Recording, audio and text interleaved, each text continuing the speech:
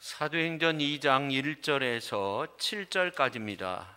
오순절 날이 이미 이름에 그들이 다 같이 한 곳에 모였더니 호련히 하늘로부터 급하고 강한 바람 같은 소리가 있어 그들이 앉은 온 집에 가득하며 마치 불의 혀처럼 갈라지는 것들이 그들에게 보여 각 사람 위에 하나씩 임하여 있더니 그들이 다 성령의 충만함을 받고 성령이 말하게 하심을 따라 다른 언어들로 말하기를 시작하니라.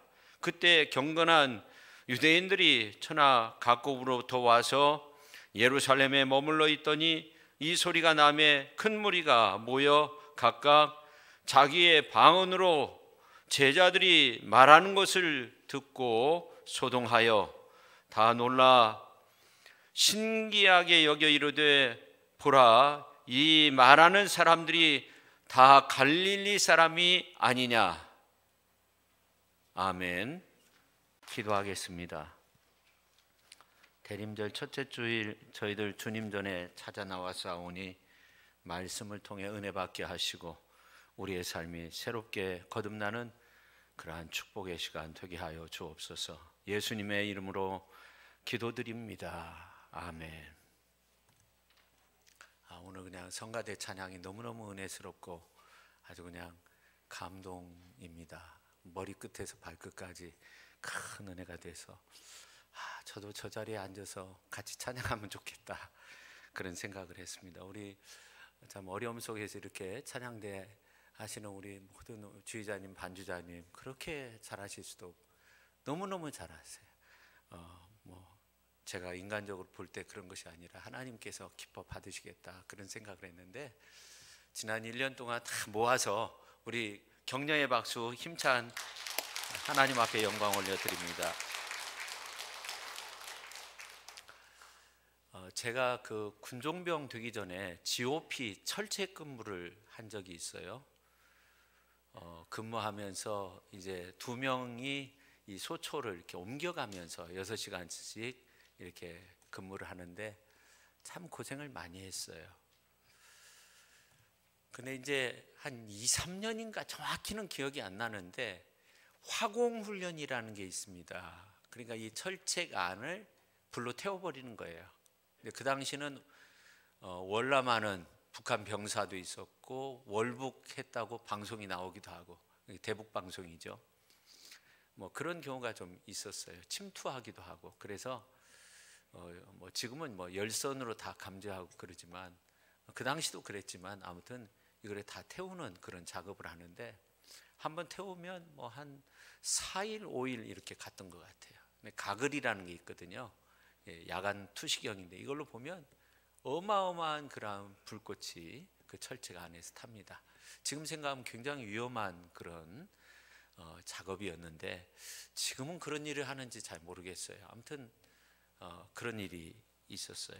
근데 이제 봄이 되면 늦가을 겨울에 이렇게 태우고 봄이 되면 어김없이 새순이 돋아오는 그런 모습을 보면서 군 생활을 했는데 오늘 이제 말씀 듣는 우리에게도 성령의 불이 임하셔서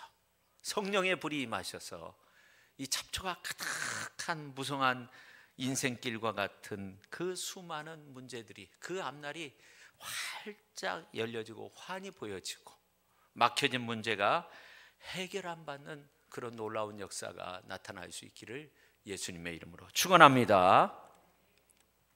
인류 역사에 있어서 가장 위대한 사건은 뭘까요? 인카네이션, 하나님이 육신의 모습을 입고 이 땅에 오신 예수님의 성탄의 사건입니다. 그러면 인류 역사에 있어서 가장 위대한 전환점이 있다고 하면 언제일까요? 그건 보혜사 성령이 임한 이 오순절 마가 성령 세례받은 그 사건입니다. 우리가 대림절 첫째 주일을 맞이해서 새롭게 도약하기 위해서 이런 찬양을 불렀으면 좋겠어요. 성령이 오셨네, 성령이 오셨네, 내 주에 보내신 성령이 오셨네. 우리 인생 가운데 친히 찾아오셔서 그 나라 꿈꾸게 하셨네. 오늘 대림절 첫째 주일이 맞이한 우리에게 불성령이 임하셔서 여러 가지 어려운 상황이 변해서 대반전을 꿈꾸고 이룰 수 있는 우리 시천의 모든 성도님들이 다 될 수 있기를 예수님의 이름으로 축원합니다. 그러면 왜 대전환점인가 하는 거예요. 첫째, 불성령이 오심으로 예수 그리스도를 주님이라 부르는 주님의 몸된 교회가 탄생되었어요. 그전에는 회당에서 모였어요. 토라 율법을 외우고 읽으면서 저 이방 사람들은 율법 없는 사람들이라고, 하나님 말씀 없는 사람들이라고 정죄하면서 그렇게 지냈습니다. 그런데 성령의 오심으로 말미암아 그 나라 꿈꾸며 찬양과 영광을 올려드리며 이방인, 유대인 할 것 없이 주님의 몸된 교회 공동체로 모여 하나님의 나라 잔치를 이루었어요. 그러니까 수많은 사람들이 몰려오는데 하루에 3,000명, 5,000명이 넘는 그런 많은 사람들이 예수님을 믿기 시작하는 거예요. 그리고 이들이 전부 다 예수의 사람으로 온전히 서니까 세상이 변화된 겁니다. 오늘 우리도 성령으로 변화되어 무너진 온 세상을 다시 한번 그리스도의 나라로 바꾸는 그러한 놀라운 역사가 나타날 수 있기를 예수님의 이름으로 축원합니다. 왜 대전환인가 하는 거예요. 둘째, 우리 존재가 성령의 인치심을 받은 존재가 되었다는 거예요. 전에는 사단의 유혹에 넘어져서 쓰러질 수밖에 없는 그런 존재였습니다. 상하고 찢긴 영혼이었습니다. 그런데 이제는 성령의 인치심 가운데 하나님의 보호를 받는 그러한 존재가 되었습니다. 그러니 기뻐 뛰며 하나님을 찬양하며 하나님을 영화롭게 하는 존재가 된 겁니다. 그런데 예수님의 제자들의 모습을 보니까 당신들 그들뿐만 아니라 주님의 말씀대로 예루살렘과 온 유대와 사마리아와 땅끝까지 이르러 모든 땅을 변화시키는 선한 영향력을 끼치는 사람들이 된 거예요. 오늘 우리가 대전환을 이룰 수 있어야 됩니다. 많은 사람들에게 선한 영향력을 끼칠 수 있어야 됩니다. 세 번째, 우리 자신이 새로운 존재가 된 거예요. 거듭난 존재가 된 거예요. 그런즉 누구든지 그리스도 안에 있으면 새로운 피조물이라 이전 것은 지나갔으니 보라 새 것이 되었다는 거예요.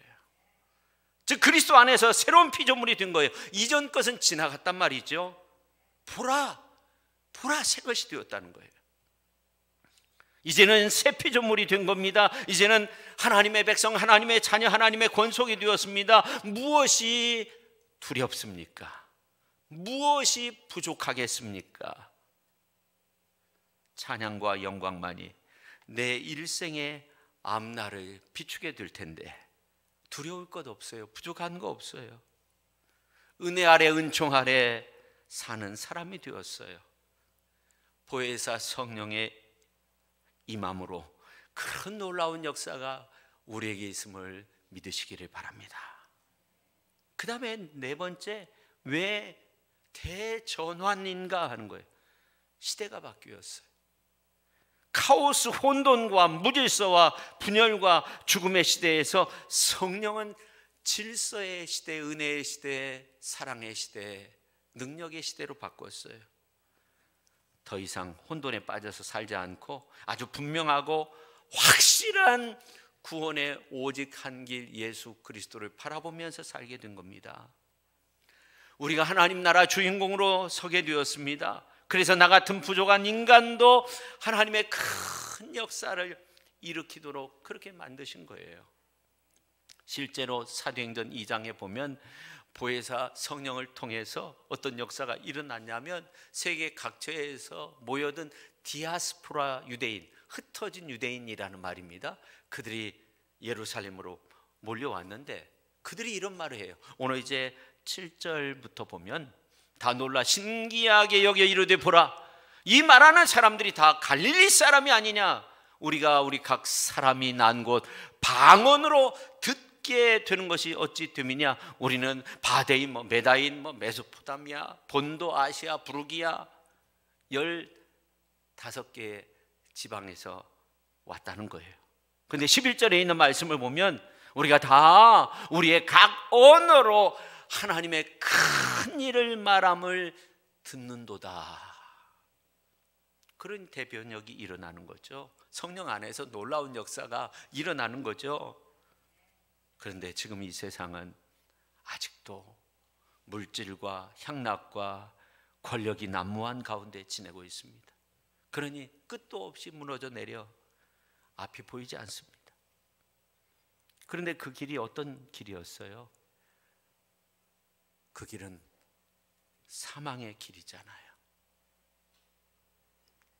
그러니 안타깝죠. 이러한 가운데 예수님은 말씀하셨어요. 승천하시기 전에 오직 성령이 너에게 임하시면 너희가 권능을 받고 예루살렘과 온 유대와 사마리아와 땅끝까지 이르러 내 증인이 되리라. 이 성령의 오심은, 성령의 강림은 능력이고 권능이고, 권능 받으면 달라져요. 우리의 존재가 바뀌어요. 새 피조물이 되는 것처럼 새로운 존재가 되는 거예요. 새로운 교회가 되는 거예요. 새로운 가정이 되는 거예요. 사실은 내가 성령 받아야, 내가 달라져야 되는 거예요. 팬데믹 가운데서도 내가 능력 받아야 돼요. 이후에 새로운 시대에도 사실은 내가 달라져야 돼요. 그래서 성령이 오셨네. 성령이 오셨네. 우리 인생 가운데 친히 성령이 오셔야 우리가 사는 줄로 믿으시기를 바랍니다. 그래서 오늘 이제 성령 권능에 대한 그런 말씀을 드리려고 하는데, 오늘 이제 말씀 상고하면서 오순절 성령 사건이 내 사건이 될 수 있기를 바랍니다. 오늘 교회의 사건, 오늘 우리 모두에게 성령이 오셔서 그 권능을 덧입는 축복의 시간 될 수 있기를 예수님의 이름으로 축원합니다. 그래서 대전환을 이루시기를 바랍니다. 그러면 오늘 이제 말씀을 우리가 구체적으로 이렇게 살펴보면서 함께 은혜를 나누고자 하는데요. 첫째, 이 성령 강림은요, 체험적 강림이었다는 거예요. 요즘 태풍이요, 역대급이라고 하잖아요. 우리가 살고 있는 곳은 참 안전한 곳입니다. 가까운 일본만 봐도요, 막 트럭이 넘어지고요. 미국 같은 경우는 허리케인 어마어마하죠. 그것도 부족해서 토네이도, 강력 태풍의 3배 정도 된다고 합니다. 그러니까 대형 트럭이 막 공중 부양해가지고 저 먼 곳에 떨어져요. 어떤 때는 불이 함께 이렇게 붙어가지고 상상하기 힘든 그런 세상이 펼쳐져요. 지난번 강원도에서 강풍과 함께 산불이 일어나가지고 얼마나 큰 피해가 있었습니까? 완전 재앙이죠. 오늘 이제 본문에 나오는 마가의 다락방, 강력한 바람과 함께 강력한 불이 합해진 그런 상황이었습니다. 근데 2절에 있는 말씀을 보니까 호련히 강한 바람과 강력한 불이 함께 들이닥치게 되었는데 그 가운데 아무것도 못하죠. 걸음아 나 살려야 하면서 막 달려야 되는데 도망친 사람 하나도 없고 다친 사람 하나도 없고 걸린 사람 하나도 없었습니다. 여러분, 이런 바람, 이런 불길이 솟아오르면요, 다 대피해야 되는 거예요. 도망가지도 않았어요. 불에 타지도 않았어요. 성도 여러분, 이 바람은 땅에서 부는 거죠. 바람은 수평적이죠. 수평적으로 불어닥치니까 바람이 불면 불수록 피해가 눈덩이처럼 커지는 거예요. 그리고 불은 주로 솟구친다고 하지만 사실은 사방으로도 퍼져요. 그래서 나무가 불타면 그 옆에 나무가 쓰러지고 여러분, 쥐불놀이 해보셨어요? 아주 막 건조한 가운데 쥐불을 놓잖아요. 그러면 어떻게 돼요? 눈에 보이지 않는데 사람의 발걸음보다 더 빨리 불이 붙어요. 그래서 빠져나오지 못하는 경우도 있다고 하잖아요. 요즘은 쥐불을 못 놓게 하는 것 같았어요. 근데 성령의 바람과 불은요, 수직입니다. 수직. 하늘에서 성령의 바람과 성령의 불이 수직으로 임했다고 그렇게 말씀하고 있잖아요. 오늘 이제 말씀을 보면 그렇게 나와 있잖아요. 또 3절 말씀을 보면 마치 불의 혀처럼 갈라지는 것들이 그들에게 보여 각 사람 위에 하나씩 임하여 있더니 그렇게 말씀하고 있어요. 불이 붙으면 어떻게 돼요? 한쪽 타고 계속적으로 타는데, 이거는 한꺼번에 120개 이상의 불이 한꺼번에 붙은 거예요. 사방에서 불길이 솟아오르는 겁니다. 불길이 솟아오르는데 막 신나를 한 통 뿌린 것과 마찬가지죠. 이 성령의 불은 겉으로만 임하는 것이 아닙니다. 속사람 깊은 곳에도 임하는 거예요. 그래서 사람의 모습은 영과 혼과 육이 있다고 성경은 말하는데, 이 세 가지를 통틀어서 전부 성령의 불로 임하게 되는 거죠. 그래서 2절 말씀을 보면 호련히 하늘로부터 급하고 강한 바람 같은 소리가 있어 그들이 앉은 온 집에 가득하며, 그렇게 말씀하고 있어요. 그리고 3절에 마치 불의 혀처럼 갈라지는 것들이 그들에게 보여 각 사람 위에 임하여 있었다고 그렇게 말씀하고 있어요. 이렇게 성령의 불이 불의 혀처럼 갈라져 하나씩 임하여 있었던 겁니다. 여러분, 이 하늘을 헬라어로 우라노스라고 해요. 우리 예수님도 그 하늘로부터 이 땅에 오셨고 하늘로 승천하셨어요. 하나님 보좌 우편에 앉아 계셨어요. 구원의 은혜도 하늘 하나님 아버지께로부터 우리에게 임한 거죠. 성령도 마찬가지입니다. 근데 우리는 이 땅의 것만을 보잖아요. 그러면 태풍이 불었을 때 다 넘어지는 것처럼 넘어지고 쓰러질 수밖에 없어요. 그래서 우리가 이 믿음 없을 때, 어려울 때는 하늘을 바라보면 좋겠어요. 여러분, 하늘을 바라보면 수많은 별들이 있잖아요. 눈에 보이는 것만 그렇지 보이지 않는 것들은 엄청나요. 모든 바다의 모래의 숫자보다 더 많을 거예요. 누가 만드셨대요? 연구가 누가 만드셨대요? 그 많은 걸 자연적으로 만들어졌을까요? 수억 년 지난다고 해서 무슨 지구가 쪼개져 가지고 이것이 뭐 만들어지고, 과학으로 그걸 밝힐 수 있을까요? 설명이 될까요? 안 되죠. 하나님이 만드신 거죠. 과학은 이 우주가 정말 넓다는 것을 발견하게 돼요. 우주의 끝이 점점 멀어져요. 과학이 발달할수록. 그래서 이 창조주 하나님의 임마누엘이 바로 예수님이 이 땅에 오신 거 아닙니까? 하나님이 임마누엘, 우리와 함께 하신 것이 예수님이 이 땅에 오신 거예요. 그러니까 저는 그 밤하늘의 별을 보면 막 믿음이 생겨나요. 믿음이 생겨. 새벽 예배 마치고 가면서 그 하늘을 보면 믿음이 생겨나요. 인간은 땅을 쳐다보면 땅의 것들이 쓰러질 때 함께 쓰러지지만, 하늘을 쳐다보면 쓰러지거나 넘어지지 않는 거예요. 하늘의 하나님을 바라볼 수 있어야 돼요. 호련히 하늘로부터 급하고 강한 바람 같은 성령이 임할 수 있기를 예수님의 이름으로 축원합니다. 그래서 각 사람 위에 하나씩 임하는 그 성령의 그 은혜가 가득할 수 있기를 바랍니다. 우리를 도우시고 이끌어주시는 보혜사 성령의 인치심과 보혜사 성령의 충만함을 받아 성령의 9가지 은사와 성령의 9가지 열매와 가지가지 은사와 축복을 다 누리는 저와 여러분 모두가 될 수 있기를 예수님의 이름으로 축원합니다. 이 성령이 임하는 첫 번째 현상은 2절에 보니까 호련히 하늘로부터 급하고 강한 바람 같은 소리가 있었어요. 바람이 먼저인 겁니다. 바람과 성령은 헬라어로 볼 때 어근이 같아요. 퓨누에 퓨누마, 어근이 같아요. 비슷하잖아요. 발음이 비슷하잖아요. 바람은 보이지 않지만 능력이 있어요. 토네이도와 같은 바람이 불면 집이 그냥 뿌리채 뽑혀 나간다니까요. 불은 호수를 대고 막 뿌리면 꺼지기라도 해요. 그러나 이 바람은요, 그냥 싹 모든 걸, 토네이도 같은 경우는 모든 걸 다 그냥 가져가는 거예요.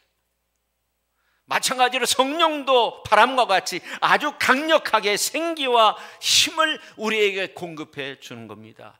여러분, 창세기에 있는 말씀을 보세요. 하나님이 우리 인간을 창조하실 때 흙으로 빚어가지고 그 코에 생기를 불어넣으니까 생명이 되었다고 말씀하고 있잖아요. 여호와 하나님이 땅에 흙으로 사람을 지으시고 생기를 그 코에 불어넣으시니 사람이 생명이 된지라, 창세기 2장 7절에 말씀하고 있어요.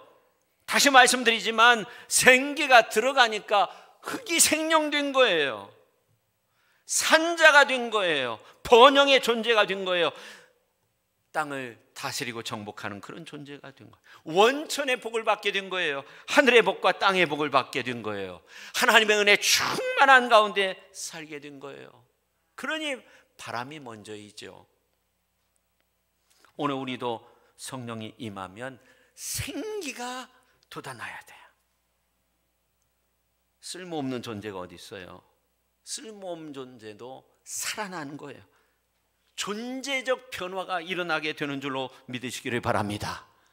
여러분, 에스겔서 37장에 있는 말씀을 보세요.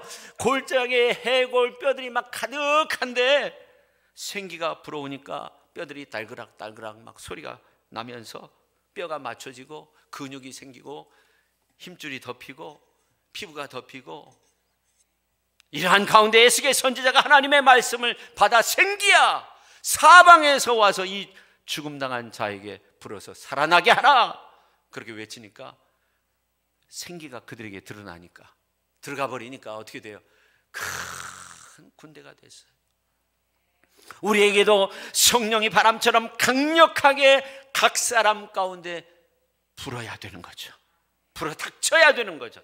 그래야 믿음이 살아나고 말씀이 살아나고 담대함이 살아나고, 그래서 하나님의 큰 구원의 역사를 만들어 가게 되는 줄로 믿으시기를 바랍니다. 또한 불로 임했습니다. 얼마나 강력하게 임했냐면, 오늘 이제 3절 말씀 보니까 마치 불의 혀처럼 갈라지는 것들이 그들에게 보여 각 사람 위에 하나씩 임하여 있더니, 그렇게 말씀하고 있어요. 이 소리는 멀리 퍼져나가기라도 하죠.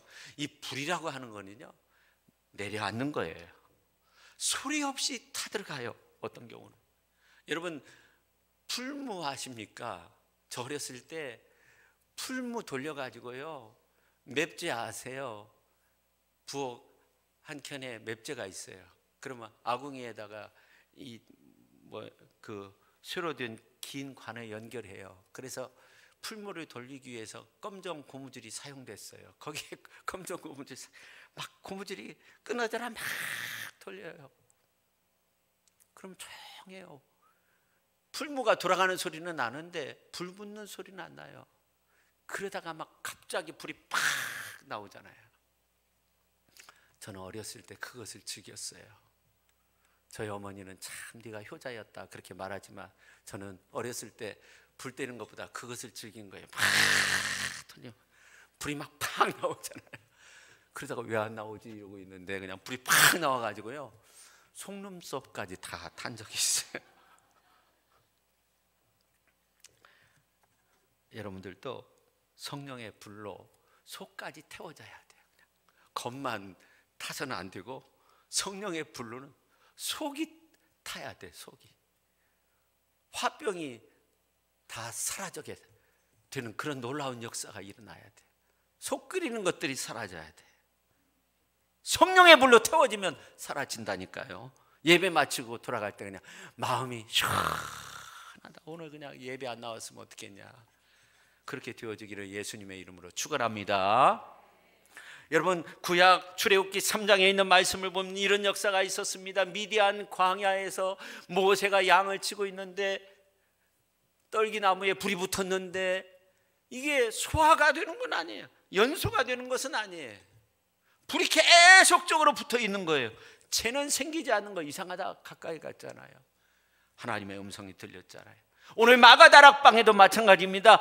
성령이 불로 임했는데 각 사람 위에 불로 임했는데 몸이 타지 않는 거예요. 근데 불의 속성이 중요한 거예요. 이 불은 뜨거운 거예요. 바울이 디모데에게 하나님의 은사를 다시 불릴 듯 일게 하라, 디모데 후서 1장 6절에서 말씀하고 있어요. 불은 뜨겁게 하는 성질이 있어요. 찬양해도 기도해도 냉랭해요. 그래서는 안 돼요. 막 우리의 막 심령이 뜨거워야 돼요. 열정을 가져야 돼요. 불은 어떤 것이든 다 태우잖아요. 근데 마가 다락방에 120명의 사람은요, 머리털 하나도 타지 않았어요. 의복 타지 않았어요. 근데 그 불은 죄악을 태웠어요.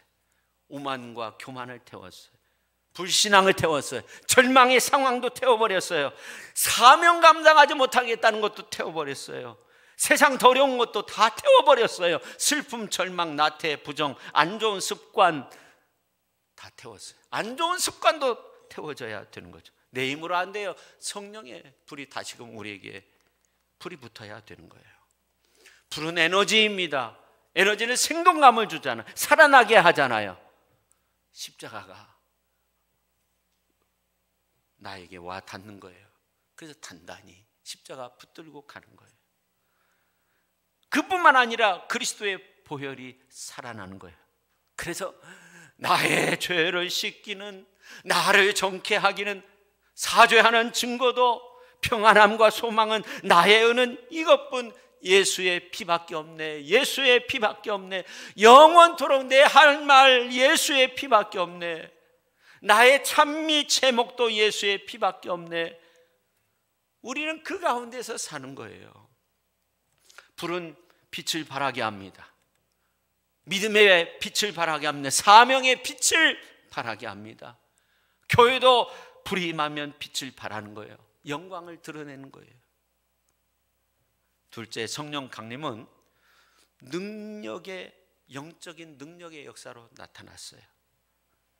미국 같은 경우는 상하원 의원이 535명인데 기독교 그 종교를 가지고 있는 그 비율이 88% 정도 된다고 해요. 침례교 흑인 목사님도 있다고 해요. 근데 우리나라는 21대 국회의원이 300명입니다. 줄었죠. 근데 기독교를 종교로 가지고 있는 국회의원은 125명, 상당히 많아요. 3분의 1이 넘어요.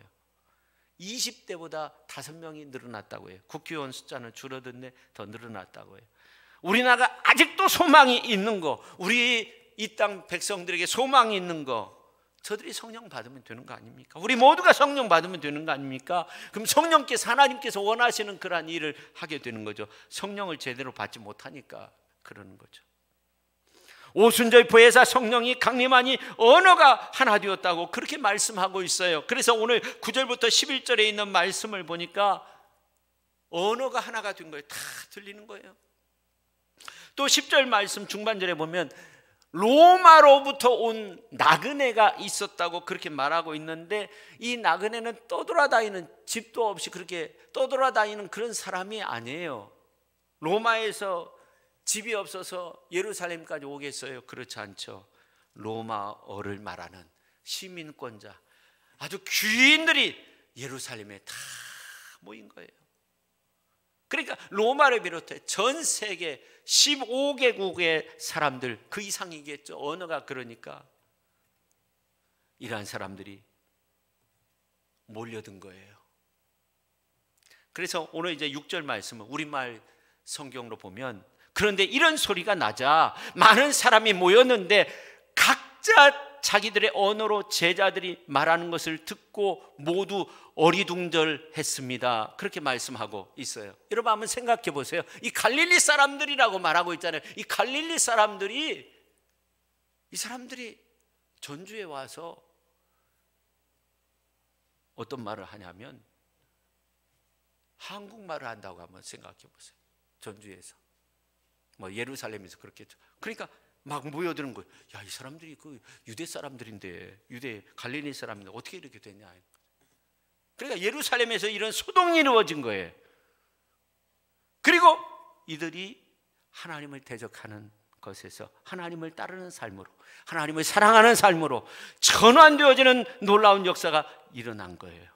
가만히 생각해 보면 주님이 이 땅에 계셨을 때 성령이 늘 함께 하셨는데, 우리 주님이, 우리 예수님이 막 불성령을 내리고 그 다음에 바람 같은 강력한 성령을 내리고 그렇게 하신 적이 없었던 것 같아요. 왜 그랬을까 이렇게 생각하게 돼요. 근데 세례 받을 때 비둘기와 같은 성령이 임했다고 그렇게 말씀하고 있는데,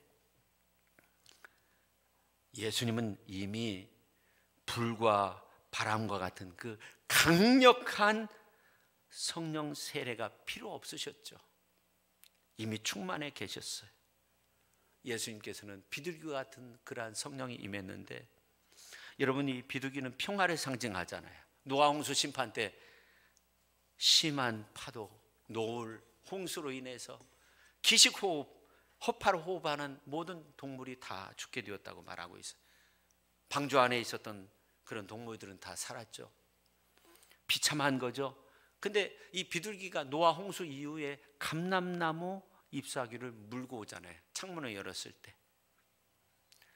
이러한 평화는 한 가지가 충족돼야 돼요. 그래서 비둘기는 평화를 상징하는데, 그건 뭐냐면 조화라는 거죠. 그러니까 이 비둘기와 같은 성령은 성령의 완벽한 조화라는 거예요. 주님이 그런 은혜와 능력이 있으신 거죠. 그래서 성령이 오셔야만이 가정의 조화가 이루어지는 거예요. 성령이 오셔야만이 부부의 조화가 이루어지는 거예요. 교회도 성령이 오셔야 아름다운 영적인 조화가 이루어지는 거예요. 예수님 보내주신 이 보혜사 성령을 통해서 아름다운 영적인 조화가 이루어질 수 있기를 예수님의 이름으로 축원합니다. 그리고 영적 조화를 이루기 위해서 우리는 어떻게 살아야 되느냐? 오늘 이제 4절 말씀 한번 보십시오. 4절 말씀 같이 한번 읽어볼까요? 그들이 다 성령의 충만함을 받고 성령이 말하게 하심을 따라 다른 언어들로 말하기를 시작하니라. 성령의 말이 내 말 되어야 돼요. 성령에 따라서 말하고 행동하고 그렇게 살아야 돼요. 한 성령이기 때문에 마음이 합해지는 거예요. 한 마음 한 뜻이 될 수 있어요. 성령 안에서 한 마음 한 뜻이 될 수 있는 거예요. 한 10년 전에 중국 심양에 가가지고 중국 사람들인데 한족을 대상으로 해서 강의를 한 적이 있어요. 한 일주일 정도 강의를 한 적이 있어요. 근데 강의를 할 때 이제 통역을 하시는 분이 있는데 한참 뭐라고 제가 강의를 하는데 이분은 간단히 이야기를 딱 하고 멈춰요. 그래서 한참 쳐다봤어요. 왜 멈췄나? 가만히 보니까 다는 그렇지 않은데 이 한국말은 조금 긴데 이 중국 사람은 왕상 뭐 이렇게 한마디 하고 끝나는 것 같아요. 그 모습을 보면서 언어적인 이질감, 문화적인 이질감을 느꼈어요. 근데 캄보디아와 같은 경우 가면 그 반대라고 해요. 한국말은 짧은데 성경 예를 들어서 항상 기뻐하라 이 정도 되면은 이 캄보디아 말로는 한 3배 정도는 된답니다. 성경 자체가 그렇다는 거예요. 굉장한 문화적 차이가 있는 거예요. 근데 놀라운 것은 이제 가정교회 사람들이었는데 그 심양에서 함께 모였던 사람들이 그들이 우리와 함께 기도할 때는요, 이거는요 길고 짧고 무슨 이질감 이런 것이 없어요. 그냥 다 통하는 거예요. 그냥 할렐루야 아멘 하면서 막 통성으로 기도하고 부르짖고 모두가 하나 되는 것을 느꼈어요. 로마서 8장 11절에 있는 말씀을 보니까 예수를 죽은 자 가운데서 살리신 이의 영이 너희 안에 거하시면 그리스도 예수를 죽은 자 가운데서 살리신 이가 너희 안에 거하시는 그의 영으로 말미암아 너희 죽을 몸도 살리시리라. 그의 영, 성령으로 말미암아 너희 죽을 몸도 살린다는 거예요. 성령은 우리가 어떤 상황 속에서도 우리를 살리신다는 거예요. 성령은 어떤 상황에서도 우리를 살리시는 영이 되신다는 거예요. 이해가 안 되는 것도 죽을 몸도 살리는 영이 있으니 이해가 되고 하나가 되는 거죠. 오순절 성령이 오늘 우리에게도 우리 중에도 살리는 그러한 놀라운 역사가 그런 은혜로서 나타나서 오늘 이 순간이 우리가 다시금 사는 새롭게 살아나는 그런 전환점이 될 수 있기를 예수님의 이름으로 축원합니다. 성령이 다시 오셔야 됩니다. 죽을 몸도 살리는 영, 성령의 능력으로 다시 살아나서 새로운 존재, 새로운 영적인 존재, 새롭게 이기는 존재, 새롭게 감싸며 위로하는 존재, 성령의 권능의 역사로 새롭게 거듭나는 복된 역사가 오늘 우리의 삶 속에 주님의 몸된 교회와 우리의 가정과 모든 삶의 모습 가운데, 삶의 현장 가운데 나타날 수 있기를 예수님의 이름으로 축원합니다. 축원합니다. 아멘이 나면 크게 해보세요. 말씀 마치게. 할렐루야. 지금도 적어요. 기도하겠습니다. 하나님 아버지, 감사드립니다. 죽을 수밖에 없는 저희들을 성령으로 충만케 해주셔서 다시금 살려주시고, 다시금 사용하여 주시고, 다시금 하나님의 은혜 속에서 그렇게 살아갈 수 있도록 이끌어 주시오니 감사합니다. 바람 같은 강력한 능력이 있는 성령으로 우리를 붙잡아 주시옵소서. 충만케 임재하여 주시옵소서. 불같은 뜨거운 성령으로 하나님 우리에게 충만케 하여 주셔서 하나님 아버지, 우리의 모든 죄악된 것, 우리의 모든 걱정, 근심, 염려, 이러한 모든 죄된 것들 다, 습관까지도 다 씻어주시고 태워주시고 깨끗게 하시고 정결케 하시고 다시금 능력을 부어주셔서 이제 다시금 일어서서 정말 예수님의 제자들처럼 큰 역사를 이루는 저희 모두가 되게 하여 주옵소서. 예수님의 이름으로 기도 올리옵나이다. 아멘.